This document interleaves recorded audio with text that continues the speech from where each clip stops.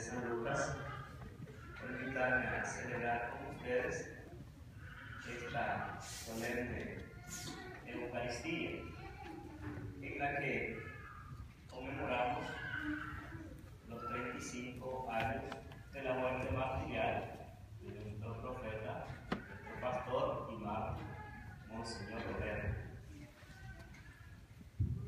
Un poquito por quienes quizás no me conocen, yo soy el Padre Miguel. Nací en un cantón del pueblo de Lolotique, que es de San Miguel, eso pertenece a San Miguel, y fui ordenado sacerdote en la parroquia de Ciudad Barrios, donde nació Monseñor Romero. Y tuve la oportunidad de ejercer el ministerio sacerdotal en ese lugar durante un año. Más el tiempo que hice de práctica pastoral también como diácono en esa parroquia. Y fui parte de los fundadores de la radio católica que ahora está funcionando en esa parroquia y que lleva su mismo nombre, Radio Católica Monseñor Romero. Fue un proyecto récord. En 2 meses montamos todo el proyecto porque le había dado la radio, la frecuencia al obispo. Y entonces fui parte de toda esa celebración y por tanto conozco todos los cantones de ese pueblo porque visité, acompañé, confesé, estuve en todos los cantones de Ciudad Barrios. Y todo esto pues me da me permite comprender un poco mejor la situación de lo que es ese pueblo. Y de la importancia que tiene ese pueblo por ser un lugar de tránsito hacia los otros pueblos que están un poco más retirados. Pero ahora no simplemente solo por ser un lugar de paso, sino también por la figura del profeta Monseñor Romero. De modo que hablar de Monseñor Romero, conocer de Monseñor Romero, es querer comprender también la situación, el contexto y el ambiente en el que creció este personaje. En aquellos tiempos, pues un pueblecito de las periferias, un pueblecito, podemos decir, excluido o abandonado, aunque en esa región hay muchos capitales. Sin embargo, nos permite ver que, por las condiciones en las que Monseñor Romero fue creciendo, siempre fue dando signos de la cercanía que él tenía con Dios. Por eso no vale decir de que Monseñor Romero se convirtió ya siendo vivo. Él siempre fue un hombre de Dios por su cercanía, por su sensibilidad espiritual, por su contacto con Dios desde su pequeñez.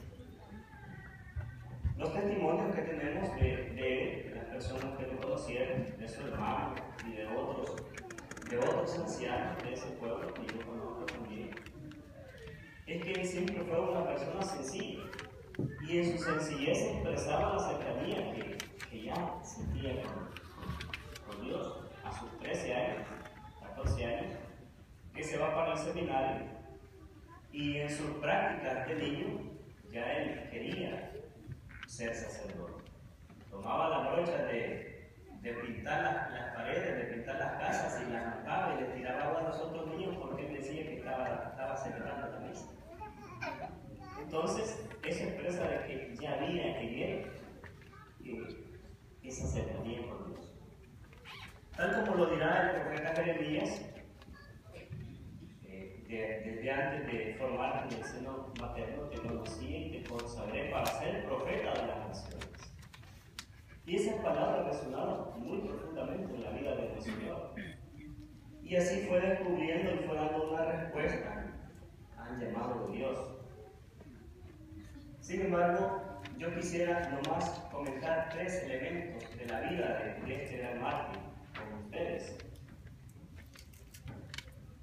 Y es precisamente lo que el testimonial que presentan quienes colaboraron, quienes trabajaron con él, como por ejemplo el Monseñor Ricardo Muñoz, que ha sido uno de los impulsores en la causa de beatificación de Monseñor Romero. Y cuando lo describe y lo presenta a él como un hombre de oración, como un hombre de Dios, señala todos los elementos que permiten afirmar que él siempre fue un hombre de Dios.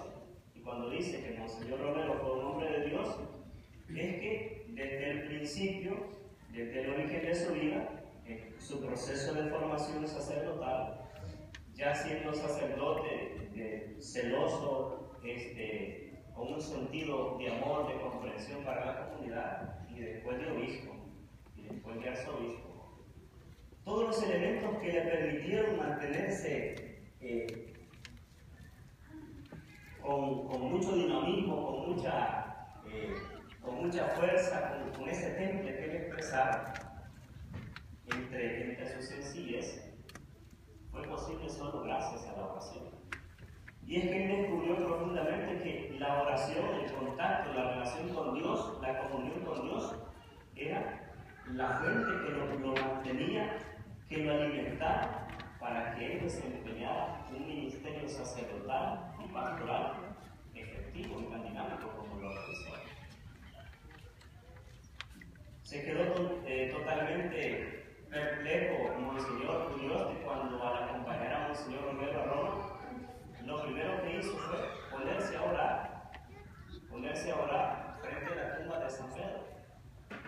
Y lo vio tan profundamente conectado con Dios en la oración que dijo: a este hombre hay que seguir, porque se ve que está siguiendo a Dios. Era tan impactante la profundidad del enlace que tenía con Dios a través de la oración que Monseñor Dios le dijo: a este hombre hay que seguir, porque se ve que está siguiendo a Dios. O tanto así como cuando estaba en reuniones importantes y él tenía que dar una explicación o una respuesta sobre algo. Nunca respondía nada si antes no lo consultaba con Dios.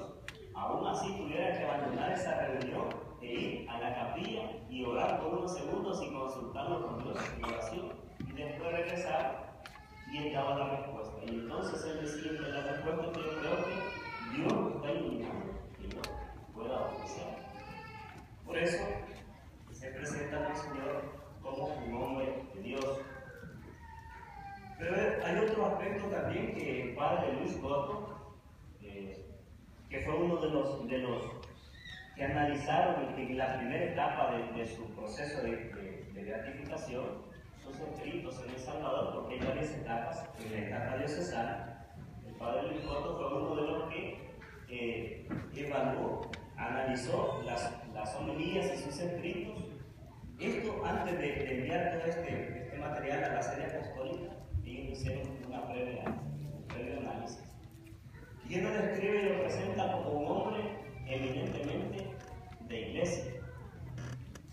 Hermanos, esto es muy importante, identificar a Monseñor Romero como un hombre de iglesia.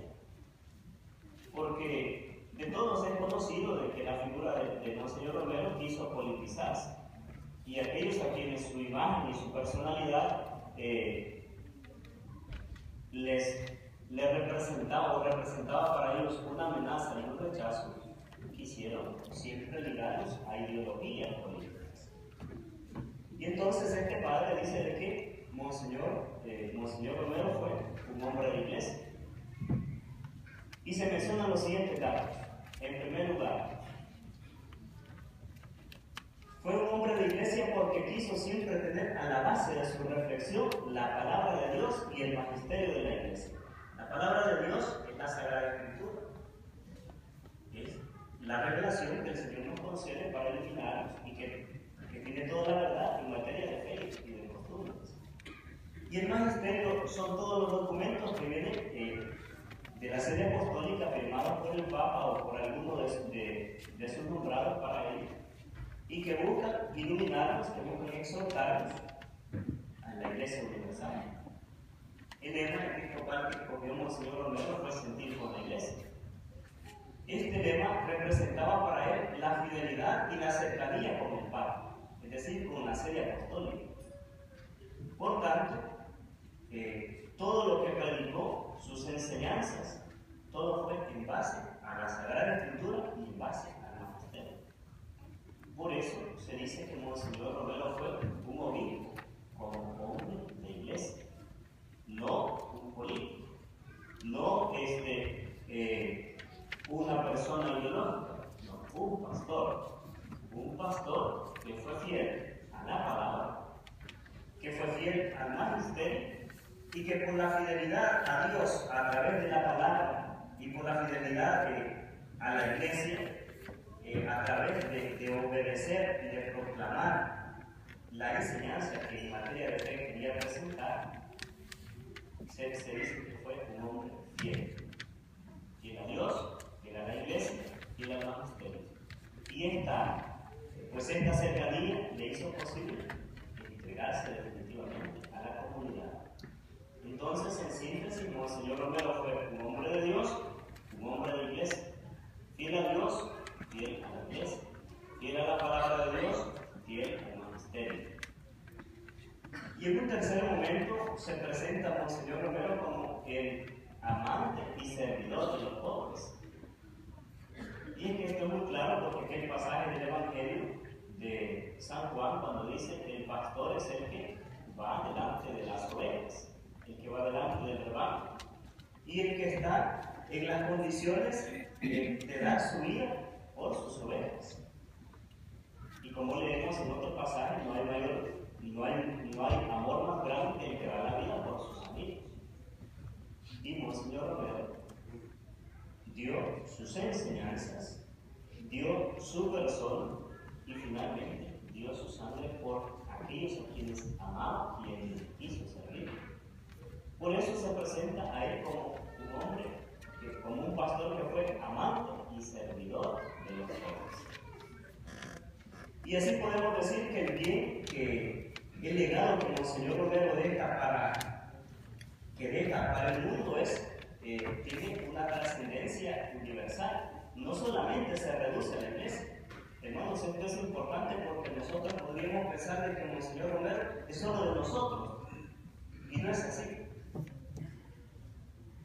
El legado de Monseñor Romero, la herencia que él deja, es para la iglesia, pero también para toda la humanidad en general. ¿Por qué? Porque la defensa y la protección de los derechos de las personas es un bien universal. No solamente de las personas de fe, es un bien universal. Y Monseñor Romero quiso siempre defender y proteger los derechos de las personas, fuesen católicos o no, fuesen personas de iglesia o no, los derechos de las personas son los que viven. Y por eso le nombraron dos honoris causa, le dieron 2 doctorados honoris causa, uno aquí en este país y otro en Bélgica, reconociendo la labor que él realizó en beneficio de las personas más necesitadas. Hermanos, se nos llena el corazón de regocijo y de alegría saber de que ahora ya ha sido promulgado por decreto por la Sede Apostólica como un beato. Existen 4 grandes pasos. El primero es siervo de Dios. El segundo es ser considerado como venerable. El tercero es beato. Y el cuarto es santo. En el primero, que es siervo de Dios, se recogen todos los documentos de la persona a la que se tiene como candidata para la beatificación. Se recogen todos los documentos, todos sus escritos, ya sean programas radiales, ya sean homilías o todo lo que tenga que ver con su enseñanza para ver si no había algo contrario a la vida. En el segundo paso, que se evalúa y se analizan todos sus escritos, se presenta a la persona como venerable, es decir, como un modelo para la Iglesia universal. El primero y el segundo Monseñor ya les pasó. Y ahora en el tercero.